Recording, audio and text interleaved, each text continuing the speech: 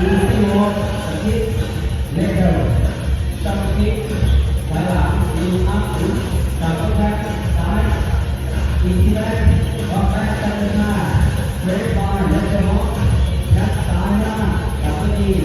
จับตีตูกระเด็นลุกตัวชาเฟ่คอมโบขวาไม่เอาขวายัง3 2เอาขวาตีให้จับล็อกที่ดีแพ็คตั้งนี้นะด้านซ้ายเล็กจะล็อกแพ็คขวาล่างยกจับตีด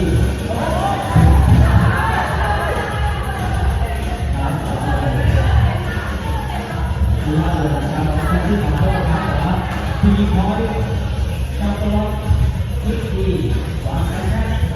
เสร็จพักเวทบอลตู้เล็กเจอจับตีตั้งล็อกแพ็คย่างยึดตัวแล้วแพ็คลบกระดิ่งทิศตั้งหน้าเสร็จพักไหลหลังมาโต้ซ้ายขวาซ้ายตอนนี้หันหน้าเอาไปมาโต้ซ้ายทิศแพ็คลบหน้าเอ๊ะย่างหมุนเดินซ้ายกับที่ขวาแล้วจากนั้นชอบทิศด้านนี้เลยเล็กเลยทางซ้ายที่เติร์ขวาเลยเอาขวาดีนะตีต่อเดินตัวข้างขวาแล้วมันโค้งขวาต่อไปหลังดีที่ขวาซ้ายที่เล็กเลยชอบทิศไหลหลังดีนะหรือตัดตรงนั้นดีนะดีที่แรกวางแค่ข้างหน้าข้างซ้ายเล็กเลยม็อกแค่หน้าข้างซ้ายไม่ดีชอบดีมือเล็กอันนี้ตัวชาเส้นสังที่ไว้ก็ตัวยืดแพ็คซ้ายตอนนี้เดินไปจับตัวอยู่ตรงนี้ตอนนี้วัดสายล่างแพ็คแพ็คดีขาขวาข้างที่ข้างเจ็บครับเดินมาโอ้ด้านหน้า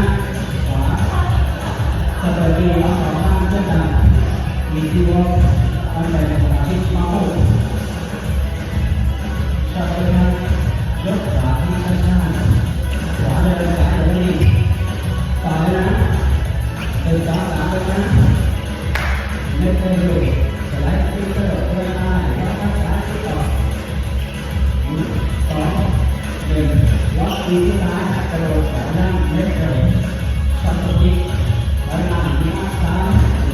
จับไปแม่ตามลูกถีบแม่ขวาด้านข้างจับไปข้างจับไป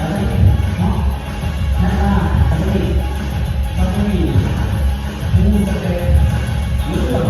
ทางเส้นที่ข้างหลังจับตัวยืดสายออกฝั่งนี้ยืดสายขวาไว้ในห้องจับไปซ้ายขึ้นมาหน้าห้องด้านขวาแค่ขวาเจ็บดีจับไปหน้าทิศมองเลยเจ็บครับเดินเท้าซ้ายมองโอ้เจ็บครับแค่ทุกจับไปแค่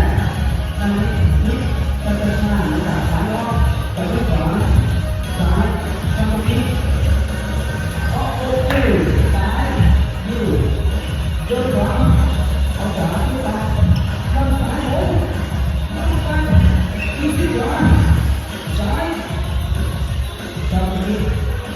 ยกขวาเล็กเลยจับไปแค่เข่าอยู่ที่นั่นล็อกไปซ้ายเดินไปล็อกแท็กไปซ้ายไปซ้ายนี่ทูเสร็จหรือเปล่าคาเฟ่มีไฟซ้ายต้องล็อกทิศดีแท็กซ้ายซ้ายจับไปเลยซ้ายข้างนั้นซ้ายข้างนั้นจับไปซ้ายที่ตัวแท็กแท็กยกเจ็บดีจังหวะทิศแท็กไปซ้ายเสร็จครับเดินไปขวาโอ้ทิศแท็กแท็กที่จะหน้าขวาเดินเท้าดีขวาย่างเท้าไปทิศเล็กเลยหัวขาซ้ายที่ต่อที่ตัวเดินหัวซ้ายที่ทำจริงนี่ครับหรือ แต่ต้นนะอันนี้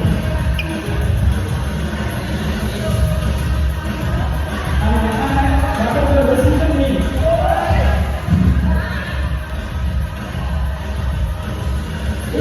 เอามาครับโยนเลยเรียกได้ว่าสมัยทุกคนที่เดียวกันเอามาเริ่มต้นมาเมื่อวาน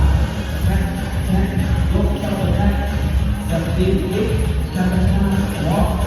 อายกขวาเจ้าที่เมื่อเจอเล็กไปเดียวสไลด์ที่เกิดเดินมาเอาสายที่ต่อหน้าตีรอบหา